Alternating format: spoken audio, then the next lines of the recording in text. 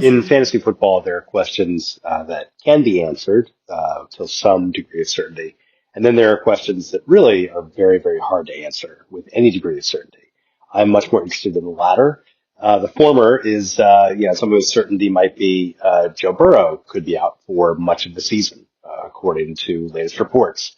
We know that Jake Browning would take over. We can surmise based on what Browning's done when he's filled in for Burrow that things should not be a disaster, that Browning is actually a pretty capable backup. But we should expect, some reduction in production from Jamar Chase, T. Higgins, maybe even Chase Brown. That offense might be more turnover prone just a little bit. The offense might not get as many first downs, and there's going to be an impact. Won't be severe enough where people have to throw in the towel on these players, as might happen with other starting quarterbacks who get hurt. But we have some level of certainty that there will be a decline. It will be a marginal decline to a moderate decline. And that's kind of where we leave it. Then there's the things that we really can't answer with any level of certainty. And that's what I want to talk about for a few minutes today. The Dolphins and the Bears. Dolphins and the Bears came into this season with roughly the same Super Bowl odds based on Vegas. Bears had an over-under wins of like 8.5, I think it was, and the Dolphins maybe 7.5. They were both expected to be roughly 50-50 teams, roughly borderline playoff contenders, each with an opportunity, if they just play a little bit better than expected, could actually make some noise. So far, obviously, they have not. The Bears are in arguably I was going to say the toughest, maybe the second toughest division. You could argue that there's other divisions that are tougher, but I think when you've got the Vikings and the Packers and the Lions, and you're the Bears looking up at those three, pretty hard to imagine finishing anywhere other than fourth, maybe third, but that's about it. So it's going to be very hard for the Bears to break through. The way they've been playing right now is okay from an offensive standpoint, and not okay from a defensive standpoint. But they need to do much better than that if they're going to finish with even 7 wins this season. The Dolphins are a mess in a whole different way. The Bears are building, right? I mean, they're working towards something. That's the whole idea with the Bears. The Dolphins should have been there 2 years ago. That's how they were built. They were built 2 to 3 years ago to be a Super Bowl contender. And due to injuries, due to the inexplicable, why did they not sign a backup quarterback who could really fill in another kind of Jake Browning-esque backup?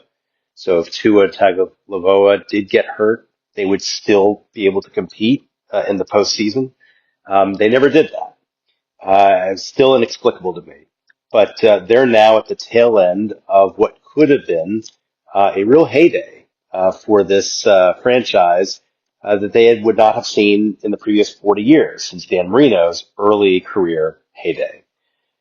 Instead, they are now clawing for respectability while being 0-2, with Tyreek Hill being investigated, and Devon Achane doing as much as he can, not necessarily efficiently, but doing as much as he can, and the rest of the team, including a porous defense, doing the best they can. But it's not enough. And so the question becomes, at what point do the Dolphins become sellers before the trade deadline? There have already been little rumors about Tyreek Hill, and Tyreek Hill obviously had seemed a little disgruntled during the off season. I don't want to get into that stuff, and yet this is a franchise where there's already rumors going into week 2 that head coach McDaniel might be on the hot seat. And surely he's on more of a hot seat after losing a home game to their hated rivals, the Patriots. Dolphins next play in Buffalo.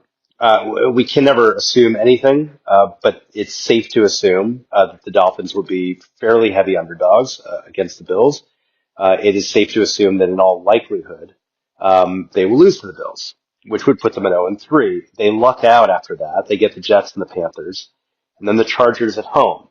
And then they go into Cleveland and go into Atlanta. There is still a path for Miami to somehow, if they right the ship, go 5-3 to start the season before they face the Ravens and Bills and Commanders before their Week 12 bye week. So the season is not done. But what happens is if there is a slip, if assuming they lose to the Bills, if they lose to the Jets or at the Panthers, for example, McDaniels could be finished at that point. Just conjecture, but based on the fact that this team really can't afford to have another losing season or subpar season. That this is the team, it's not going to get any better next year. They're going to be over the cap. I believe next year they'll be way over the year after that. Tyreek Hill's getting older. They've already shed salary and older players in other areas. They're really just kind of holding on. And they're in that mode. I kind of equate it to the Saints a few years ago when they really had a very top-heavy salary base. And it was clear that they had their one shot. And maybe that was 4 or 5 years ago, like the tail end of the Drew Brees era. Let's run it back. Let's see if we can win this thing. But if not, we got to blow this whole thing up. And unfortunately, there's too much salary on the books. And we're going to have to really have some pain. And the Dolphins might be headed towards some pain. So the question is, does the pain start this coming off season, or does it come during the season? That's going to have a major fantasy impact.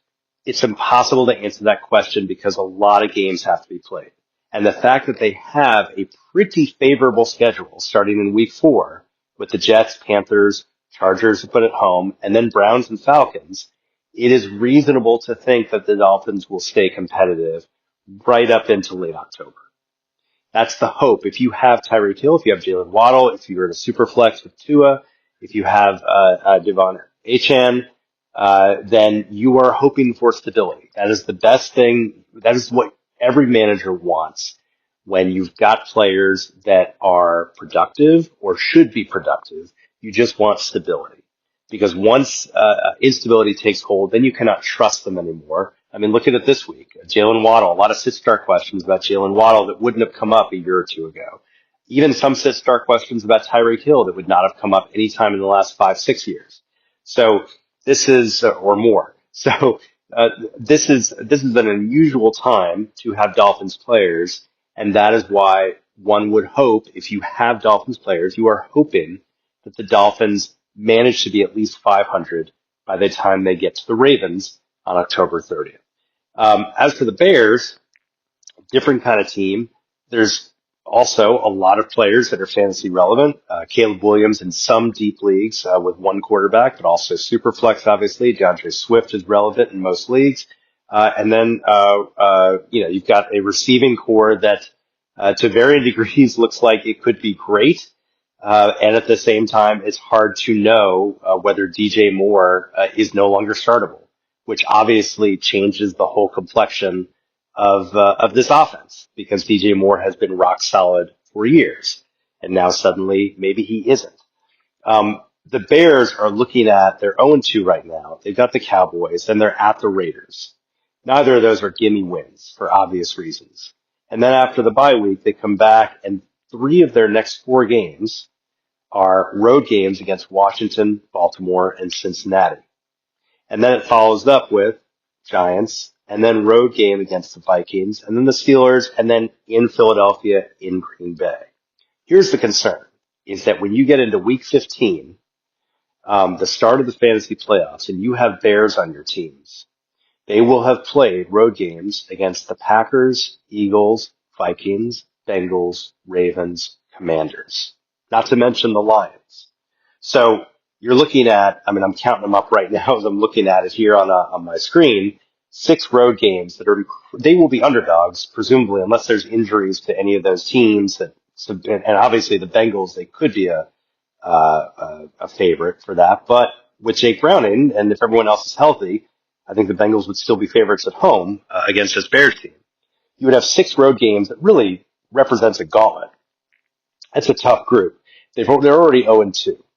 So there is a distinct possibility that they will be nearly mathematically eliminated from postseason contention by the time the fantasy playoffs begin. At which point, by the way, they will have to close out the season the Packers at the Niners and then the Lions. It's very tough to envision the Bears getting to the postseason. So here's the concern with that, is that if you have DeAndre Swift, let's say, and he's still starting, and it's week 15 and the Bears are mathematically eliminated, let's say with, in this case, 4 games left, they're 4-9, which is reasonable to think if you agree that those road games just seem really tough. And between the Steelers, Giants, Saints, and Cowboys, not to mention at the Raiders, if they lose one of those, yeah, 4-9 is a possibility. And if you're 4-9 at the start of the fantasy playoffs, can you count on DeAndre Swift playing the rest of the season?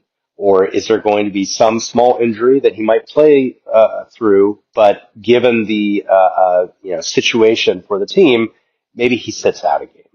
The same thing for any of their major playmakers in the receiving core. That is a concern.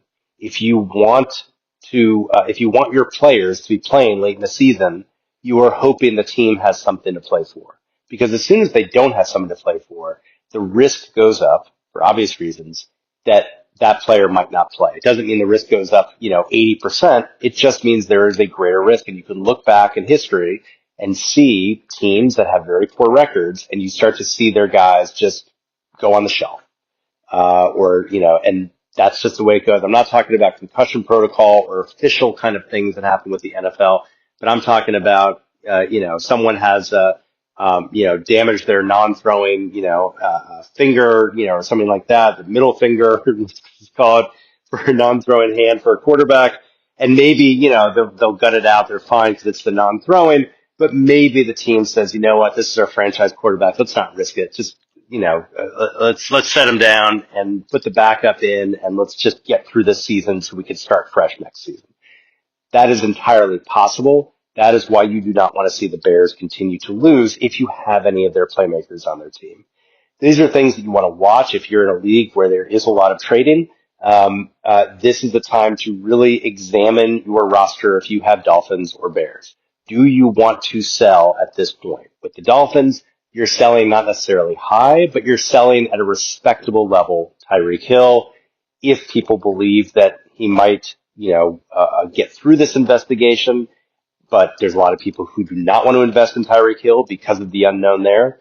But Jalen Waddle, you might be able to get something for him. For the Bears, there's decent value that you can get for Bears players for obvious reasons. Their offense is good enough at this stage where there's some investments that can be made. You just have to decide at what point do the Bears players become big risks to not play in the fantasy playoffs. And you don't want to have those guys on your team when that happens. I'm BJ Riddell, Fantasy Football for Winners. Follow me on the blog. Email me anytime. I always respond. And we will see you tomorrow.